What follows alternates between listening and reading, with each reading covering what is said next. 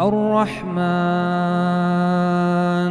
علم القرآن خلق الإنسان علمه البيان الشمس والقمر بحسبان والنجم والشجر يسجدان. Assalamu alaikum, my friends. Welcome to another episode of the Revelation Experience. Today we are going to be covering Surah An-Najm.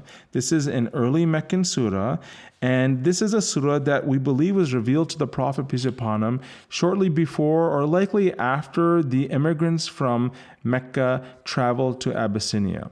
And what we believe to have happened is that at one period during the month of Ramadan in this Qur'an year 5, the Prophet Muhammad, peace be upon him, was entering the holy sanctuary, the area around the Kaaba, where many of his enemies were already congregating. And as he walks into this scene, into this area, he starts reciting verses from Surah An-Najm, which have recently been revealed to him.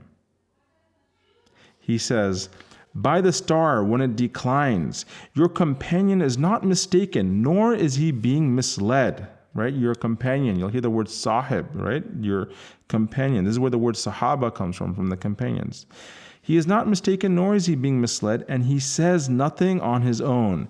It is no less than revelation revealed. والنجم إذا هوى ما ضل صاحبكم وما غوى وما ينطق عن الهوى إن هو إلا وحي يوحى. Now, as expected, the typical reaction from the Meccans is to mock the Prophet for these ridiculous verses, these magical verses, because they were saying that he's a magician, he's a soothsayer, this person is trying to trick people, entrap them, and so forth. So they start this chatter. They start ridiculing the Prophet Muhammad, peace be upon him. And as explained in Surah Al-Fussilat, they start speaking over him in order to prevent others from listening to his recitation. So what I'm about to read to you now is not a continuation of Surah An-Najm, but it is a color commentary of how the Meccans used to treat the Prophet Muhammad, peace upon him, whenever he would recite the Qur'an to them. In Surah Fussilat, it says, the faithless say, "Don't listen to this Qur'an, talk nonsense over it when it's being recited so that you can come out on top."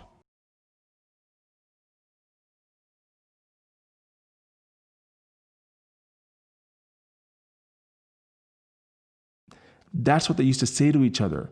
Remember, in Noah's time, they would stick their fingers in their ears and, they would not want to hear the message. It's like, imagine if you're talking and someone covers their ears and starts going, la, la, la, la, la, la. Like, how arrogant is that? And how rude is that? How discourteous? And this is what we were talking about before when we were talking about these Arabic words of istighna and kufr, haughty, arrogant, discourteous behavior to the person who is coming to you with generosity.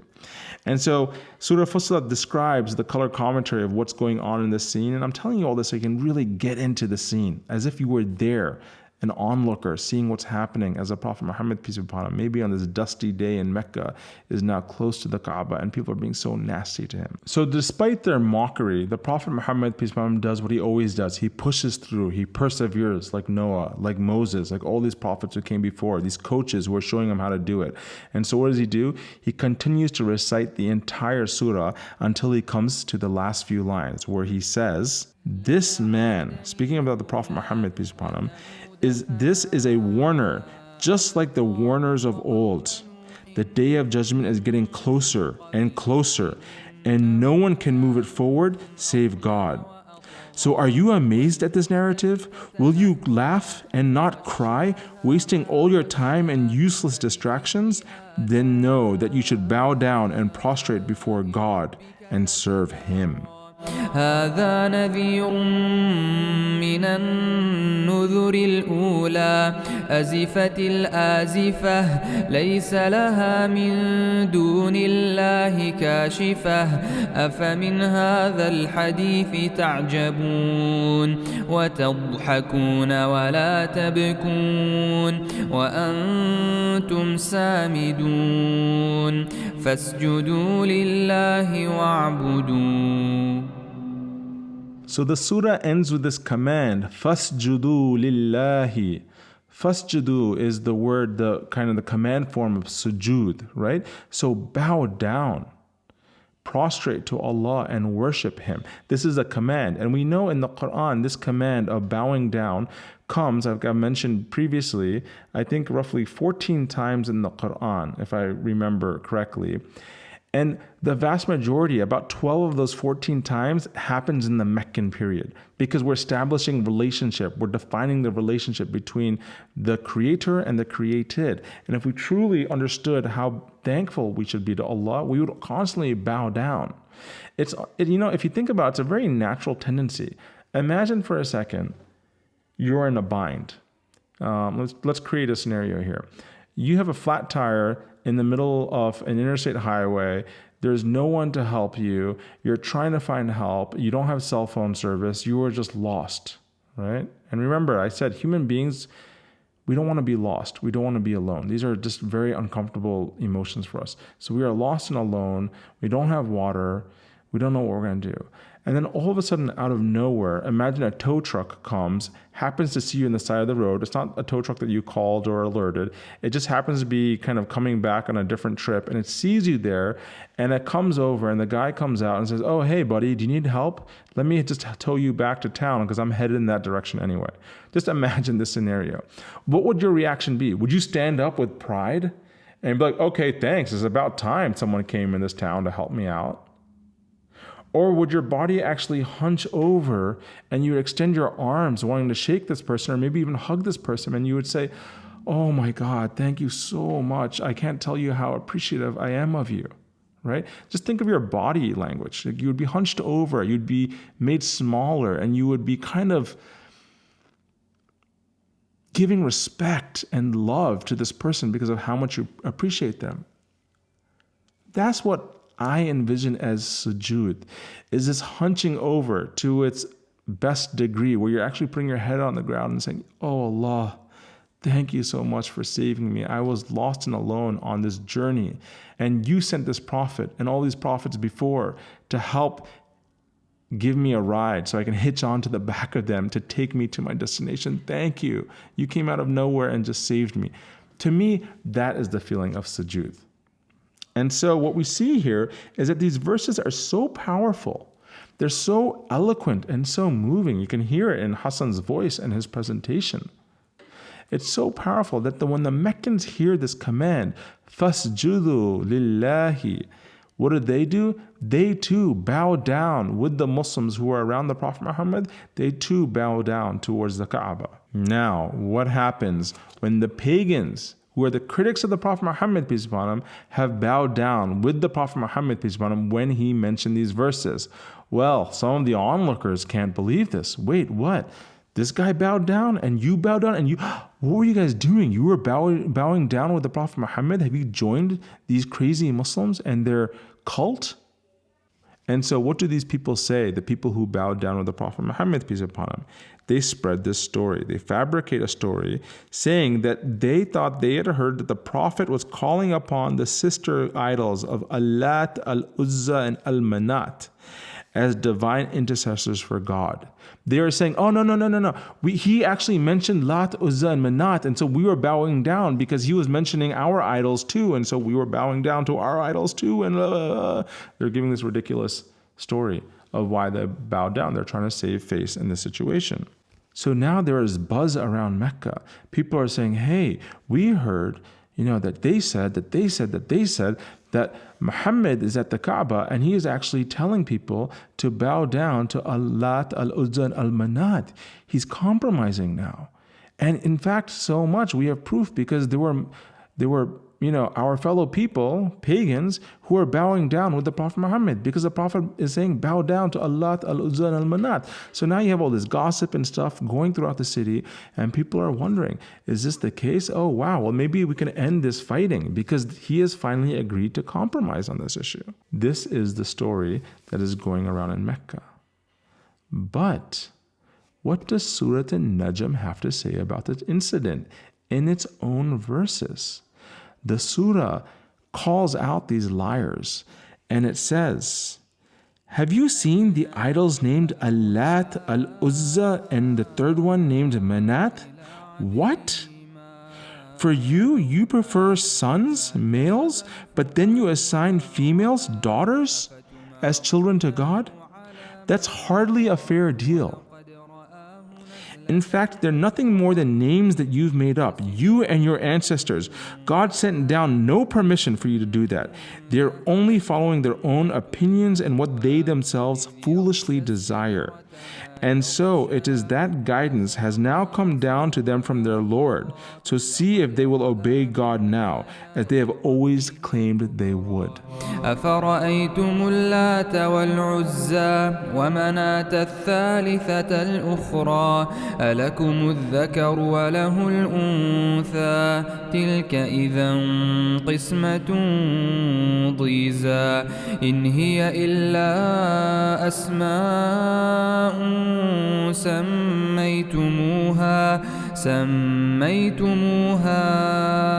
أنتم وآباؤكم ما أنزل الله بها من سلطان إن يتبعون إلا الظن وما تهوى الأنفس ولقد جاءهم من ربهم الهدى. So Allah in the surah itself is already preemptively responding, right, to this critique that would come against it, saying, you think that Allah would tell you to bow down to Allah, Al-Uzza, Al-Manat? How preposterous is that? Every single thing in the Qur'an that has been revealed up to this point, the Prophet, peace be upon his entire stance, the fact that he has turned down every possible offer of compromise. He has turned down wealth. He has turned down power. He has turned down, they offered him women. I mean, he's turned down everything that most men would compromise for, right? The way, like nowadays, right? You turn down stock options, you turn down, extra profit, insider trading. That's what most people get stuck in now, right? The Prophet Muhammad, peace upon him, is not like that. He turns everything down because he is committed to this cause. He is Abrahamic in his mission. And now the Meccans are saying, oh, he actually said Allah, Al-Uzza, and Al-Manat. How is that even possible? And that is kind of the traditional understanding of this situation here, the story of Surah Al-Najm. And the surah itself condemns the Meccans by saying, what? You kill your own daughters, but now you're giving God daughters? Like, it doesn't even make sense. Your logic is so backwards. So this surah basically is telling the Prophet Muhammad, peace upon him, and the companions that these people, these Quraysh who are around them, they're just following their own whims. Don't follow these people. Just avoid them. Turn away from them. And that's what you're seeing, especially in these early Meccan surahs. Just ignore these people because they are just kind of blinded, right? Allah says in this surah that He is in charge of everything. He says, to God belongs whatever is in the heavens and the earth. He repays those who do wrong accordingly to the severity of their deeds. So we're talking about accountability here, and that Allah is the one in charge. So, we tend to do this a lot also. I've noticed this in myself. When someone commits a crime, right? Especially when we're looking at like in terms of international politics and so forth. When there's an aggressor state or a dictator or whatever, when they start oppressing a people, it's very easy to get quickly wrapped up in how can they get away with that? Like, oh my God, that's unfair. How do they get away with things? And we have to constantly remember that no one is getting away with anything. If anything at all, if someone appears to be getting away with something in this life, that means they're going to get it that much worse in the hereafter, right? Allah even says that sometimes He allows people to transgress even more just so that they can accrue the sin that is coming to them, the punishment that will come to them. So no one gets away with anything. And so we shouldn't have the sense of anxiety that anyone is getting away with anything. Yes, we should stand up for justice and stand up for the oppressed against the oppressor, right? As it was mentioned in the Hilf al-Fudul, we believe in that concept. But at the same time, even if we cannot stand up in the moment, we have to recognize that Allah is watching everything, and we should be spending a lot more time focusing on ourselves than worrying about what other people are getting away with, because no one is getting away with anything, right? So, and this is what Allah tells us, is that He says in this surah, this idea of personal accountability starts coming out towards the end of the surah, where Allah says, doesn't He know what's been prophesied in the scrolls of Moses and of Abraham, the one who fulfilled his agreements? So referring back to the tradition, because remember, this is revelation. Revelation is continuous. From Adam, peace be upon him, to Muhammad. There's no difference in the essential message of all of these. And the Qur'an is saying that itself. And it continues to say that these previous revelations, they had all taught that what? No bearer of burdens can bear the burden of another, and that human beings shall have nothing more for what they strive for. Again, accountability, personal accountability, very important lesson in the early Meccan period, right? We will get paid for what we did, good or bad. And then the surah continues to say that the final destination is back to your Lord, for He's the one who grants laughter and tears, and both death and life. أم لم ينبأ بما في صحف موسى وإبراهيم الذي وفى ألا تزر وازرة وزر أخرى وأن ليس للإنسان إلا ما سعى وأن سعيه سوف يرى ثم يجزاه الجزاء الأوفى وأن إلى ربك المنتهى وأنه هو أضحك وأبكى وأنه هو أمات وأحيا. So the surah slowly comes to an end, in a very beautiful end, reminding the listener that Allah, just like has been revealed in previous revelations, He's the one who has done so many amazing things with His creation. Right? He created the pairs of males and females. He's the one who, just like He created everything the first time, He will create everything a second time. He's the one who gives wealth and poverty. And then, as the surah implies, the name of the surah is Surah An-Najm, Allah says He's the Rabb, the Lord of the great star, An-Najm, which is where the surah gets its name, because Allah towards the end of the surah says that He is the Lord of this star, An-Najm. And in several translations, they say that the star that Allah is referring to is actually the star named Sirius, right? Sirius. It's the same star that the satellite channel is named after, Sirius Radio, right? Sirius is the brightest star in the night sky. I thought that was kind of interesting, so I actually looked it up. And it is, interestingly, it's actually one of Earth's closest neighbors. And this star is about twice as big as the sun. It's 25 times more powerful. And what's interesting is that it's so bright, it's more than twice as bright as the next star in the night sky. So this was like a very visible star. For those of you into astronomy, this might be interesting to go check this out. I always like this stuff. But that's the star that Allah is swearing by. So you understand how big His oath is. So after swearing by such a big sign, An-Najm, Allah reminds the listeners that, look, you're not the first people who this message is coming across to. There have been messengers who have come to people who are just as corrupt, if not more than corrupt than you. And He mentions the people of Ad and Thamud. Remember, we were talking about Hud alayhi salam and Saleh, right? And He's also talking about the places of Sodom and Gomorrah, which He destroyed also. So now, after mentioning all that, setting up Allah's power and His grandeur, and then explaining what happened to people who opposed Allah and His messengers, Allah now asks the listener, so now which of the favors of your Lord will you bicker about? فبأي آلاء ربك تتمارى. And this is where it gets really beautiful. He then stands by the Prophet Muhammad, peace be upon him, and says, this person, meaning this man, the Prophet Muhammad, peace be upon him, this is a warner, just like the warners of old. This day of judgment is getting closer and closer, and no one can move it forward save God. So are you amazed at this narrative? Will you laugh and not cry? هذا نذير من النذر الأولى أزفت الآزفة ليس لها من دون الله كاشفة أفمن هذا الحديث تعجبون وتضحكون ولا تبكون.